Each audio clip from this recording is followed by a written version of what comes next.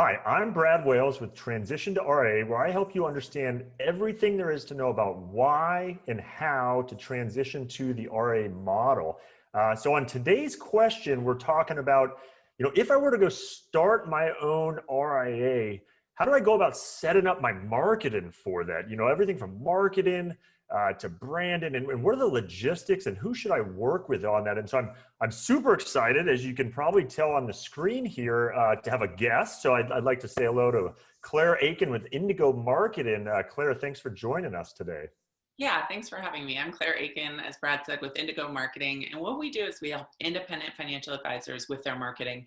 Everything from existing advisors that have been in the business for decades to new advisors who are going independent or launching a new firm. And so that's what we do.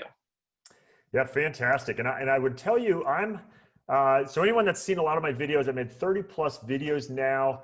This is the first one I've done with a guest. And so I'm super excited about that. And I think it's very fit in the topic, because I would tell you, if you are launching your own firm, that this marketing part of it is absolutely the most exciting, enjoyable part of it. So this is where your vision will come to life, is what you've thought about the ideal practice you want to have, how you want to hold yourself out in the community. What we're going to be talking about today is how do you bring that to life? And that is the exciting part. I mean, there's a lot of parts of launching your RIA that are necessary steps, but they're just, it is what it is. They're not exciting. This is an exciting part of it. So I'm super thrilled to have Claire on. I think it's a fit-in first video I do with a guest, and so super happy to go through everything we're going to talk about here.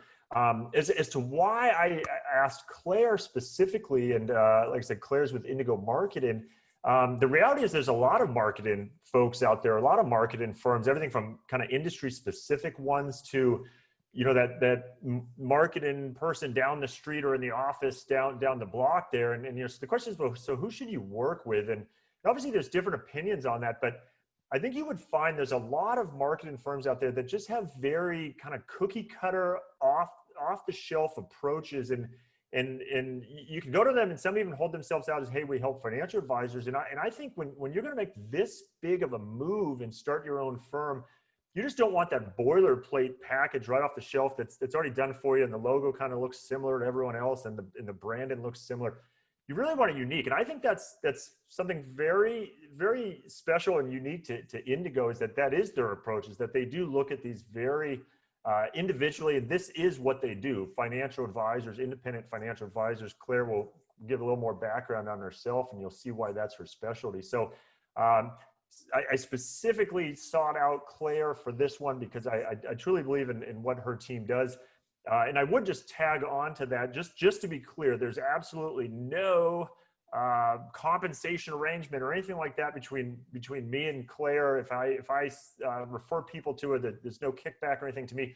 This is solely because I think it's such a great solution, and she's done a great job with her team getting out there in the marketplace. So just know this is who I think is best. Has nothing to do with any sort of compensation or anything fun like that. So with that, I want to step aside here because we really want to hear the good stuff, which is what Claire is here to help us with. I might jump in from time to time as we go through this with some questions or anecdotes, but most of them I'm going to let Claire drive the bus here. So with that, Claire, if you want to bring up our deck, and I know you're going to start by kind of a little more background on yourself, and I'll let you run with it from here. Absolutely. Yeah. So let me pull up the slides and we can get started with the presentation. And if you haven't already seen the first presentation Brad and I did together, it's actually on my site. It's how advisors can start to think about transitioning to an RIA, why they would do it, the advantages, what the process looks like. And so that is a great kind of introductory step to, if you're thinking about going independent, launching your own RIA, or going with that RIA model. I talk about with Brad all of the things that advisors need to know once they're going down that pathway. And so this is the second step of, once you have launched your own RIA or you're getting ready to, what does it take to launch from a marketing perspective? And so we're going to make it really easy and really simple for you, because I know this is one place that advisors get very overwhelmed, is it seems like there's so many moving parts, and there are, marketing today is very technical, and there's a lot of different aspects to consider. We're going to break it down to 10 manageable pieces so that you can know that there's a finite amount of things that you need to do to get your marketing up and running, and we'll walk you through those today. So to give you a little bit of background on my story, I am a former investment advisor with LPL Financial. I got into this business because my dad's a financial advisor. He's been in the business for 39 years. I've done his marketing. I've helped grow his business as an advisor. And then I realized what I really love to do is the marketing side. So I started my firm, and we help independent advisors to launch their marketing and do their marketing each month for them. We know that you guys are really, really busy. You're taking care of your clients, you're running your business, you're doing compliance. You probably don't have time to log into your social media profiles or your website. So we take that off your plate and do it for advisors. Like Brad mentioned, there's this challenge with marketing for advisors where you need to have somebody that understands the industry, that understands compliance, but also that's going to make you look different from other advisors out there. And so that's what we do, is we do 100% custom original marketing for independent advisors within the confines of compliance. And so we help about 165 top advisors with their marketing each month, and we've launched dozens of new firms and new RIAs. So what do you need to think about when you're marketing a new firm? And so basically with a new firm, we're starting from the ground up. And so you need to kind of start with the basics, and we'll walk through, what that looks like. So if you want to learn more about this topic, I have a marketing book. It's called The Marketing Guide for Financial Advisors. We are thrilled to have a 5-star unanimous review on Amazon. Check it out on Amazon. We'll link to it below. This really covers everything that you could ever want to know. It's a good read. I've gotten really good feedback on it. So if you want to know everything about the foundations of marketing in this industry, check out this book. I think it would be helpful. Today, we're going to break it down into a little bit smaller bite-sized pieces. We also have this marketing strategy checklist. So if you want to know what top advisors are doing in a checklist format, download this checklist. We'll link to it below. And then you can check off, what have you already done? What do you need to do? What are you missing to get you to compete with the very top financial advisors out there on their marketing strategy? And so I also want to help you avoid mistakes. So I know a lot of advisors out there, if you have done your marketing before, you've probably wasted money. More importantly, you've wasted your time. And it can be very frustrating to do marketing schemes that take a lot of your time and resources and don't work. And so we're trying to give you the 20% of activities that can give you the 80% of results, so that you are empowered to grow your business in a way that makes you optimistic and hopeful and excited about the future. So my goal for all of the advisors that we work with is to give you a baseline marketing presence that you should be embarrassed not to have. So I'm not telling you that you should do, kind of expensive schemes or marketing funnels. I'm telling you, this is the basics of what you absolutely should have to respect yourself as a firm. And so these are the very basics that are kind of non-negotiables from a marketing perspective today in 2021. So 10 steps to marketing your firm. First of all, you need a name, and we'll go over some of the pros and cons of different strategies for picking your name. You need a logo. You need a website, a compelling call to action that people can take to get started with you online 24/7. Search engine optimization, which sounds a lot more confusing than it is. Social media, like it or not, social media is here to stay, and it's an important part of your marketing strategy for several different reasons. Email marketing, which is really the bread and butter of marketing today, is sending out emails each and every month that remind people who you are, who you serve, and how you help. Content creation that really represents you well. A webinar is something that you should consider, and just like the webinar that you're watching now, it really helps to get your message out there in a more personal way. And then checking on your marketing metrics and knowing, are these activities working for you? Is your traffic increasing or decreasing each month? This is critical. You wouldn't run an investment plan or a financial plan without checking on the metrics after the fact in each month and to correct course. And you shouldn't do your marketing like that either. So first of all, let's talk about choosing your name. And Brad, I know this is something you probably help advisors with. Do you have any kind of key points about choosing a firm name? Yeah, I mean, the beauty of it is just the complete independence you have. When you're with a captive employee type model, now they'll sometimes let you use the Wales group of so and so, and then the reality is that still limits your flexibility of how you position that out there. So I think it's really exciting, and obviously, and it's clear my talk about, you do have some constraints. You're going to want to make sure you have a website domain available for that. Obviously, there's a lot of names already out there in use, but again, the beauty is the flexibility. That's the excitement of it, is to start throwing those names up on the wall and trying to brainstorm on what's a good fit. Yeah, and you probably, if you're an independent advisor, you probably already have some ideas in mind. I think it's a little bit funny because so many advisors have the same names out there and it can become a problem. I just toured a new office yesterday, and one of the huge tenants in the office is Cornerstone Wealth Management Group. Well, that's a client of ours, but it's not the same advisor. Our Cornerstone is on the East Coast, I'm in San Diego, and so often I see some of these same names, Cornerstone, life planning, all variations of these same types of names that come up over and over. And you do once in a while see lawsuits about, advisors who are already doing business with one name, and there's confusion, there's consumer confusion. And so you want to really try to find a name that is unique to you, that no one else is using. So do a quick Google search. You could use a trademark attorney to research whether or not anyone has ever filed under that name. So just make sure that you're starting fresh, and then you're not going to have to change your name down the line, because it can be confusing to your clients, and it can kind of hurt your SEO to change your name mid-course. So I would err on the side of picking something very unique that you know that you own, that you know that you can keep forever. So once you choose your name, then choosing your logo. And I have a lot of tips on choosing a logo. It's, simplicity is really key here. The more simple that you can keep your logo, the better it will be. And so here's some examples. This is one example of a before and after for my dad's firm. So he started out with the logo on the left in 1979 when he started his firm, and then we changed it back in the early 2000s to the logo on the right. You want it to be super clear, super crisp, easy, 1 to 2 colors at most. You want it to be able to go on your website and look great, but also to be able to go on, a hat or a golf shirt or a coffee mug. And so create a logo that's simple, that can be reproduced in a variety of either horizontal or landscape formats, and that will look good on all of your marketing materials. And so here are some good examples of logos that we've done for financial advisors that are super easy to read, easy to recognize, 1 to 2 colors so that they look great, either, on a black baseball cap in white or on a white golf shirt in black. So you just want to really keep it simple. And so this is a service that we provide advisors. The way we do it is we offer you 12 different logo options. You get to choose the one you like the best, and then we iterate on that. But simplicity is really key here, choosing your logo, because you have to choose your logo first, and then your website design is going to roll out from the colors and the design and the imagery in your logo. So once you've created your logo, then we get into creating your website. And Brad, you have a great website.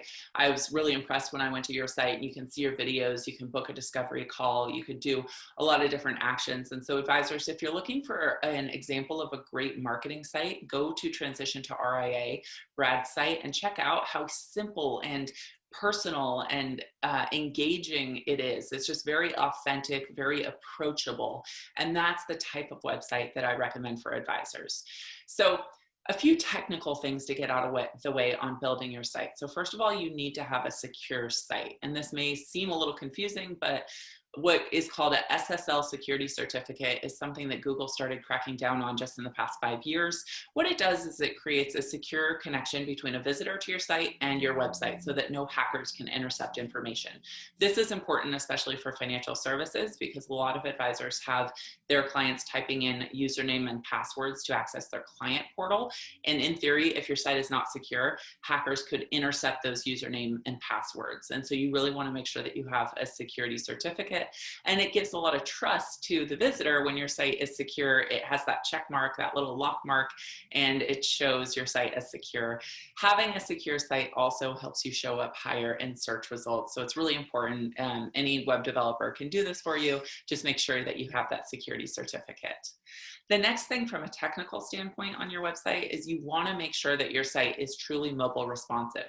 And back in the day, it used to be that it just needed to be mobile friendly. What that meant is that you could see it okay on a mobile device, you could sort of navigate around, but mobile responsive is that it displays perfectly on every mobile device. Depending on which device I'm getting to your site from, it will give me a different version of your site so that it's perfect on an iPad or an iPhone or a desktop, etc. And so giving this mobile responsive design is important, because we know that more than 50% of website traffic comes to advisors' sites from mobile devices these days. And so once you've kind of done those two technical things, then you just want to have a website that represents you well, that has basically your story on it. So we want people to understand who you serve, how you help, and the benefit that you offer your clients. And then we want them to easily be able to take action 24 hours a day. And so, Brad, your call to action on your site is your discovery call, but do you have any other calls to action on your website at this point? Yeah, I think I mean, that's where I try to drive most folks of a next step. Obviously would love to talk to folks. So it's that discovery call, but understanding that, even that is still a step some people are maybe not ready to make. And so I also believe in having content on the website, whether it's other videos I do, I have white papers, podcasts and things like that. And try to give folks options. So if they're not ready to take that next step of making a call, still want to keep them engaged. Mhm. And some of that might be a way to, and maybe you can talk on this with your success with this is trying to obtain an email address. So you have ability to drip on someone over time. Cause obviously, especially that first time visitor to your website, we're almost certainly, and I don't have the stats, I need to get better at this to be able to calculate this sort of thing that, I'm realistic that the chance that the first time someone comes to my website that they're scheduling that discovery call, while would be great, in many instances, it's just not going to happen on that very first time, and want to give them a reason to come back and keep exploring. So maybe you could talk on your experience of kind of how to keep moving people through that funnel to get to that call to action. Absolutely. And that's such great insight. So you want to always give people an appropriate next step, no matter where they are in the buying process. And so my website's similar in that the average time between somebody who gets on my email list and actually takes action to schedule a marketing strategy call, which is our kind of main call to action, is, schedule your free strategy call where we'll go over your marketing and make free recommendations for you to, improve your marketing in some easy steps. That takes a year for somebody to get on my email list and then schedule their call. So we want to give them lots of baby actions in the meantime. So the calls to action on my site are, watch a webinar. That is the biggest one, where we get their email address. They spend a half hour with us, and then they're on our email list getting our emails each and every month. And so that's a good option. But wherever they are in the buying process, they should have a baby step to take, whether it's see a sample financial plan, or maybe it is to, learn more about the type of people you serve, or watch one of your webinars, or, ask a question through a chat box. Really easy steps that people can take online 24/7. And so Brad's site is a great example of some of these different baby steps, and then getting to the main call to action, which is a discovery call, because there are a lot of advisors out there that don't have this on their site still. And so when somebody finally is ready to take action, maybe they and their spouse are talking about money at 8 p.m. at night on a Tuesday night, and they want to just be able to take action and go to bed. They don't want to have a to-do the next day. And so we need to give them something to do here and now on their site. A couple of clicks, schedule a call with you for a week out, and then they can feel like it's off of their to-do list. And so you want to make sure that you have all of these different options available on your site. So Can I add something there real quick on the that scheduling thing? And I'm assuming you do this on every website, or at least encourage them. I'm a big fan of that, because I think you want to remove every last piece of friction of that prospective client possibly from reaching out to you. And yeah, whether it is they're looking at your site at 8 o'clock at night and they know as a fact no one's going to be there to take the phone call to try to schedule a meeting, or even if it is during working hours, there still is that step where if they have to call you to set up that first meeting, we could all argue, that's, come on, what, 60 seconds of someone's time, but there is friction there. And if that just prevents just some even small number of prospective clients from not taking that next step with you, when instead you can put it right there on your site, I'm just a huge fan of that. I think that's just an absolute necessity nowadays to have available. And some people might still call in, and that's fine, but I think you got to have that on your website. Absolutely. And it works so well on my own site. And so we do really strongly recommend, almost require it of our advisors when we set up their websites and their marketing accounts. We add this Get Started Now page, the automatic calendar scheduler, just make it as easy as possible for their clients, their prospects, their referrals to schedule a call with them. And so the next step is search engine optimization. And I mentioned that this isn't as challenging as it maybe seems. You know, people try to make it more complicated than it is, but search engine optimization is just telling Google and the other search engines what your business does. And so we want your information to be consistent, your address, your website, your hours of operation, your phone number to be consistent across the internet, so that Google knows you are who you say you are, and they'll give traffic to your site as a result. And so we do SEO packages for our advisors. The first step is to, get more traffic to their site and have Google understand that their site is legitimate. The second is to get you to show up better in search results. So you can see one example of no SEO work here, where you just have a kind of a list of websites and social media profiles for this financial advisor. And then once we've done your SEO, then you show up in the right-hand side under Google Maps. This is your Google My Business listing. It has your photos, your website, some different logos. You can add content to that. You can add articles to that. You can really kind of customize your Google My Business page. And it's important that you show up on maps so that people can click to get directions and they can click to call you, because a lot of clients, forget your phone number, or say they're referring somebody to you. They pull you up on their phone and they want to be able to share your business with their friend by texting it to them. And so you want to make sure that you have a proper listing, that you're really optimized across all search engines to make it really easy for people to find you and to share you as well. So just to kind of demystify SEO, there's two types of SEO. One is on-site SEO, which means on your website itself. This is where you're putting keywords into your website, onto your homepage, etc. So retirement planning in Plano, Texas, whatever it is. And we do this for the advisors that come on board. It sounds technical, but there's really only so many keywords that you can add to a site. We add title tags for each page to tell Google what that page is about. And then we add metadata that reinforces those keywords. So if you're trying to come up for retirement planning, or executive stock compensation plans, or financial planning for divorced women, these are all the places that you put your keywords on your site so that the search engines can see them. Offsite SEO is different. This is offsite, so it means on Google, on Bing, Apple, Facebook Business, your Twitter profile, making all of these listings, the Better Business Bureau, the Chamber of Commerce, that are telling Google and all of the other search engines out there what you do, and they're telling them that you are consistent across the internet. So this offsite SEO is also important to get you to be verified online with the algorithms that the search engines use. So when we do this SEO package, it is really powerful, and this is why I recommend that you should do this. So first of all, we did this package for financial planning for Amazon employees. This is an advisor that really focuses on Amazon. The SEO project began, and he was ranked 74 for that search.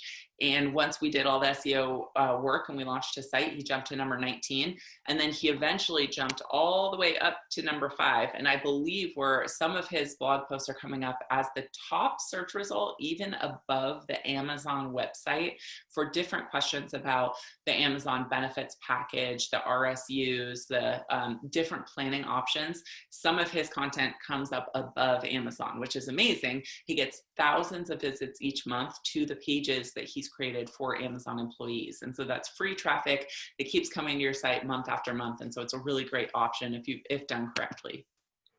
And looking at that, I'm sorry, I might, and obviously, some of these SEO things, of course, can take some time. But if I saw that slide correctly, that wasn't a multi-year growth. That seems to have been measured in months, not years.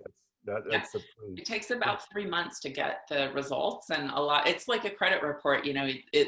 The amount of time that has elapsed since you did your SEO properly gives you more and more clout with Google. And so you really want to do this either 25 years ago or today, because you want to start gaining that credit. And so this is another good example of a fee-only advisor in Austin, Texas. Advisors, if you are fee-only, which a lot of RIAs are, this is a great keyword to rank on because there is significant search traffic for fee-only advisor. And so this was really, really successful for him. He's coming up as one of the top search results. In a place like Austin, people care about that. It's something that they're Googling for, and it's something that gives him a lot of new business.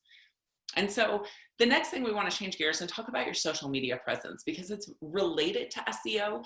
Because when somebody searches for your name or your firm name, your social profiles come up right below your website. And so we want to make sure that you look great and that they're cohesive with your website and with your online presence. And so social media isn't something that you can really opt out of anymore, because having social media profiles that are active actually tells Google that your site is legitimate and contributes to your SEO. So you want to make sure that you have Facebook, Twitter, and LinkedIn, and that they're all set up and that they're all active on a consistent, reasonable basis to kind of help you with that SEO strategy.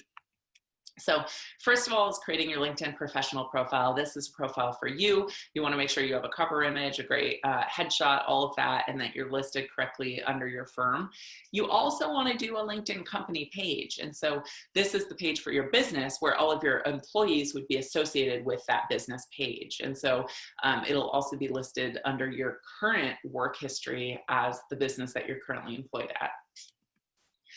And then this is a duplicate slide. Sorry about that. This is the this is the Facebook business page. Sorry, they look so similar and the title is wrong, but this is the Facebook business page for your firm. And so this is kind of the employer on Facebook and it's the professional page.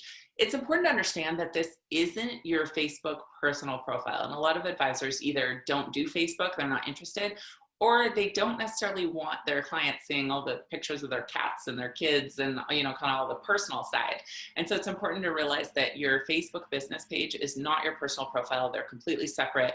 So just because a client likes your Facebook business page doesn't mean they're going to see your personal posts. And then your Twitter profile, it's important to have a Twitter profile. It gives you a lot of SEO clout and it just kind of rounds out that business presence online. So once you set up those profiles, you want to consistently share your content. We recommend sharing at least 3 times a week. I know that sounds like a lot, but you know, Facebook and these social media channels are so busy that when somebody logs on, they're only going to see your most recent post. And if you haven't posted in a week, they're not going to see anything. So at least 3 times a week, you want to be posting different things that are driving traffic back to your website. And so the next step is email marketing. And Brad, I know you do a pretty good job at email marketing yourself by sending out your videos to your email list. So I'll let you kind of talk about, you know, what you see from email marketing for advisors launching their firms. Yeah, and I remember when you know, and I have a friend in an entirely different industry, and he was telling me about the importance of collecting emails, and this is, you know, a couple of years ago, and I remember thinking, no, the world's moved on. It's social media, and that's how you stay engaged in people. And no, the reality is you know, and you have the stats up here on the screen. Just email is while other things have come along and maybe email's evolved in different ways, it's absolutely still a significant way to stay in touch and people stay top of mind with people. And so, you know, whether part of your audience is not on social media or they're not seeing your post, but yet if you can capture that email, and obviously you want to do it in a responsible, reasonable way of how often you drip on them and the kind of information you give them. But ultimately, I agree with you that it just is what it is. That mode of communication is here to stay, at least for now. You know, who knows what 10 years from now, and I think you have to make it part of your strategy. Absolutely. Yep. And we know this, you know, we're not guessing on this. We know that over 70% of traffic to advisors' websites comes from the email marketing we do for our advisors. And so we can see that the way that people are getting to their site is by clicking through the emails that we're sending.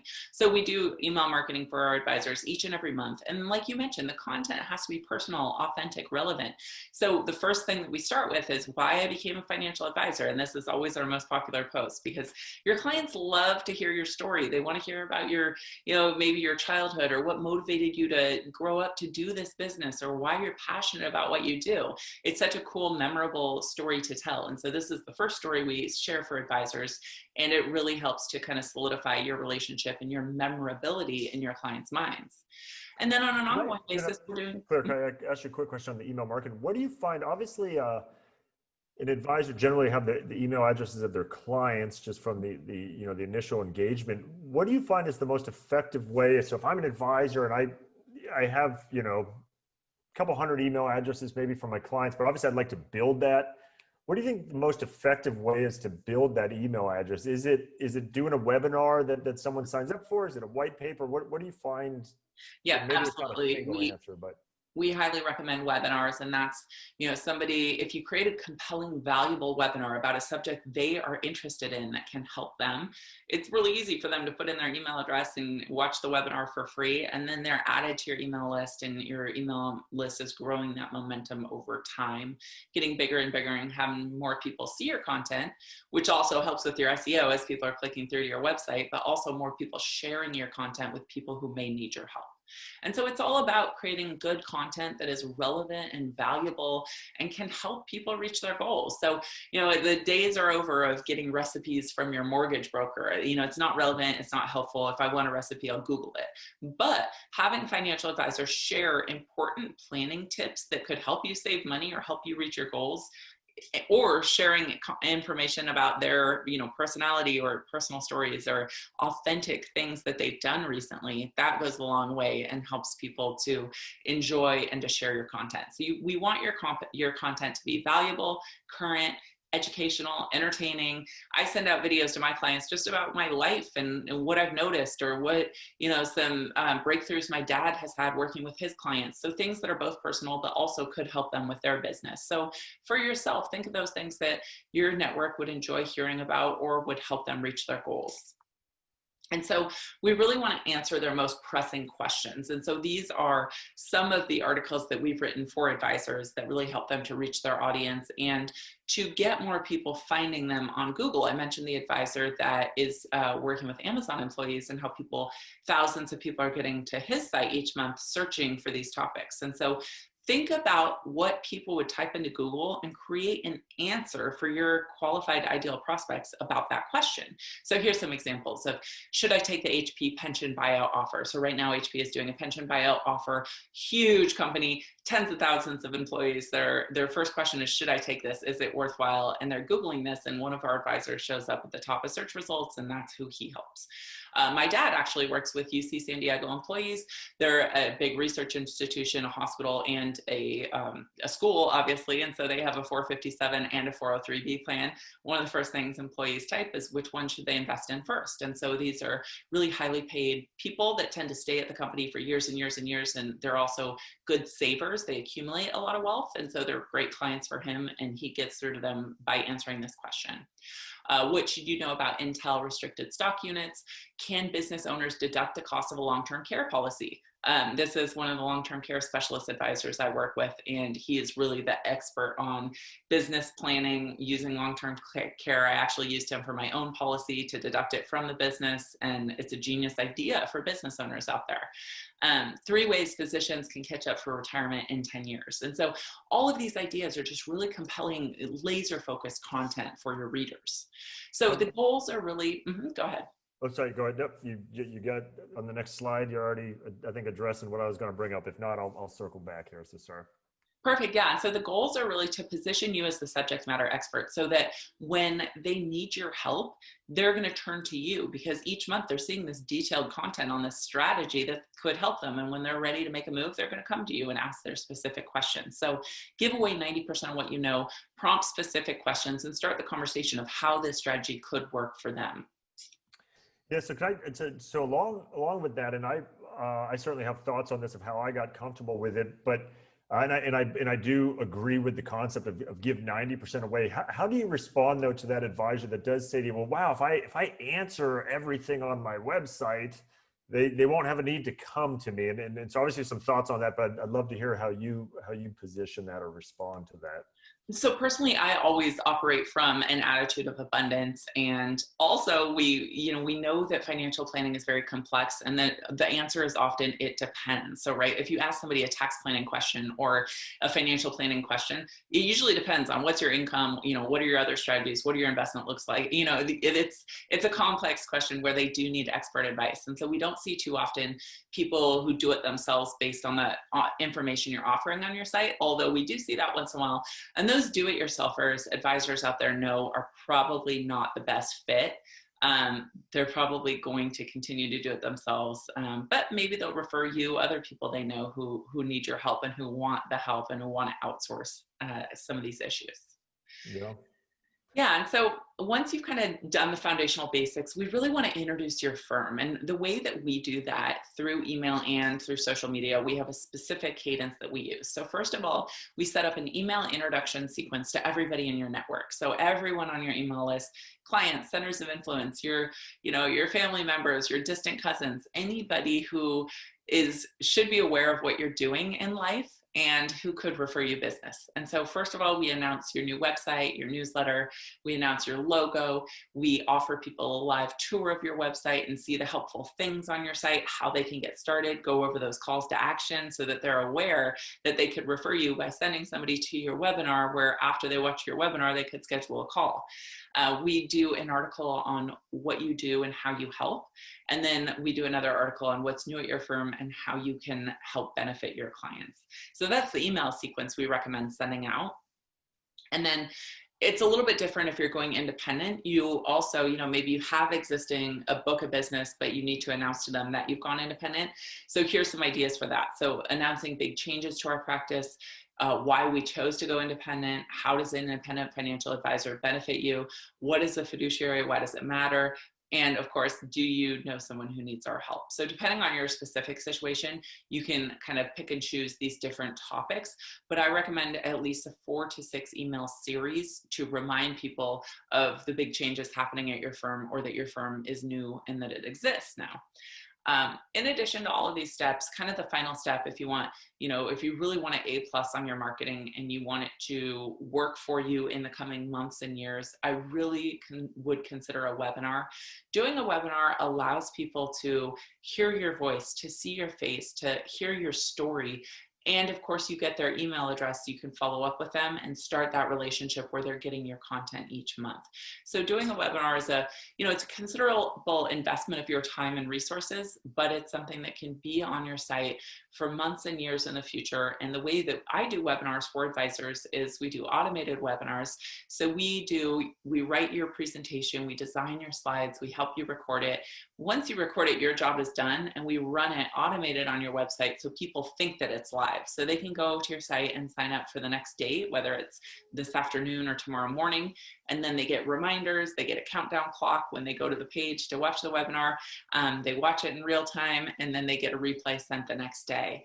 And so it's just this way to get people to stop what they're doing, to set aside a half hour to spend with you to learn more about your business, and then hopefully get them to take the next step of chatting you a question in the chat box, which goes directly to your email, or actually scheduling a call with you.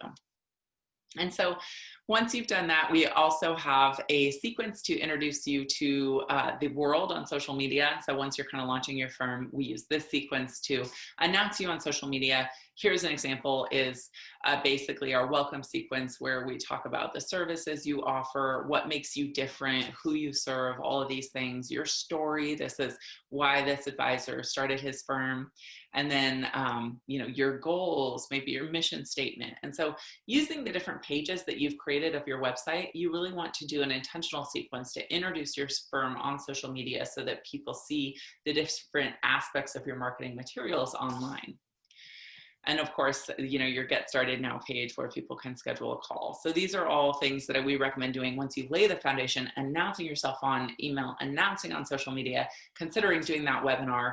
And then the final step of the process is tracking your success. And this is so important. I really urge you to make sure that you have some way to track your success and make it automatic. So if you have Google Analytics and you never log in, that doesn't count.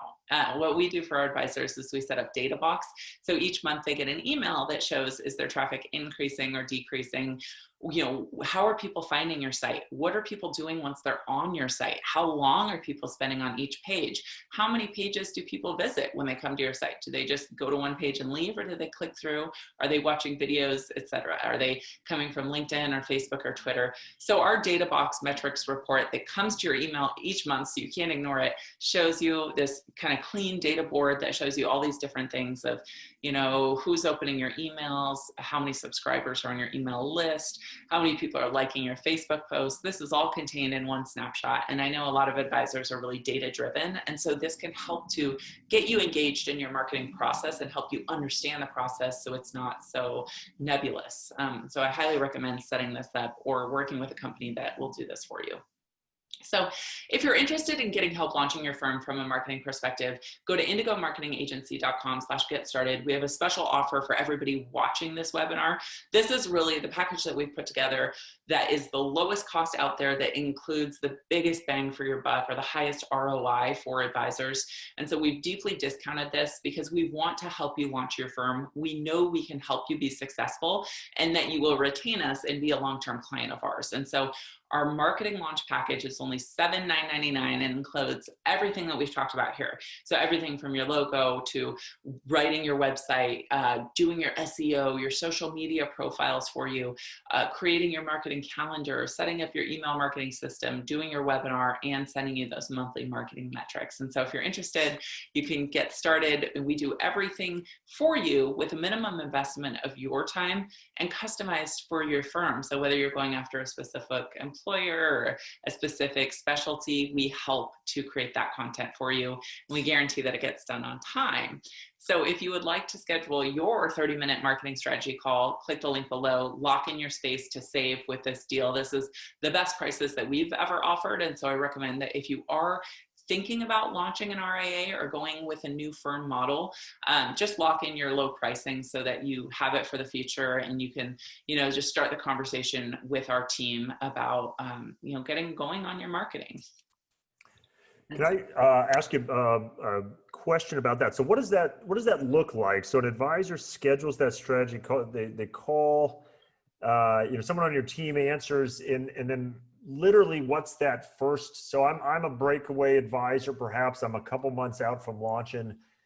Just what's the first, couple innings of that conversation? Is it, okay, hey, how can you help me? And then you start diving in, or what kind of happens in that first call, just to help people prepare for what they can expect if they set up that call? Yep. So what we do is, first of all, you schedule the call on the calendar. You get a survey in the days preceding the call where you tell us, what are you doing, what stage you're at, what have you done so far, or what are you looking for help with? And we research your website, your social presences. And then during the call, we go through that checklist. Remember that checklist of how your marketing compares to top advisors. We know we want to get you, it's an 18-point checklist. We want to get you to check off all 18 points. So we go through that with you, and we see which ones have you done, which ones need improvement, and which ones are missing.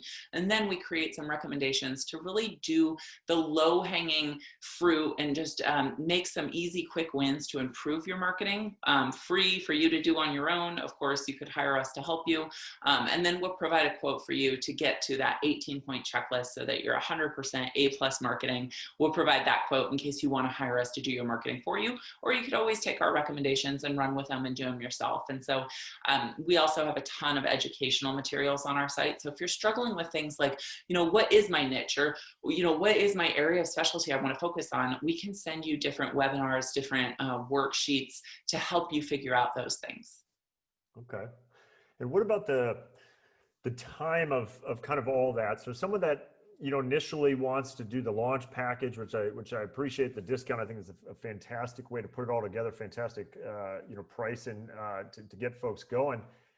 So obviously there's, I'd assume you'd encourage, just like I'd encourage people, hey, that the sooner they reach out and begin the conversation is just the sooner they get the kind of process started, the discovery process, how's this going to work? But let's say they reach that point where they say, okay, yes, let's do this, let's begin. How long is that process for that launch package? And I'm sure it varies, because some people maybe already have social media, they just need to revise or whatnot. But typically, what's the lead time someone needs to be cognizant of to get all that done? Yeah, in a perfect world, we'd have 90 days. There's a lot that can't move forward until we have your name and your logo. Those are kind of the things that we need to wait for. So to the extent that we can get you to choose a name and choose a logo, then we can do everything else. We can begin work on your SEO. We can write and build your website. We can set up your social media profiles, your email marketing system. So that's the first step, is maybe even before you know who you're exactly targeting and what your messaging is, just get your name and your logo knocked out, and then we can get going.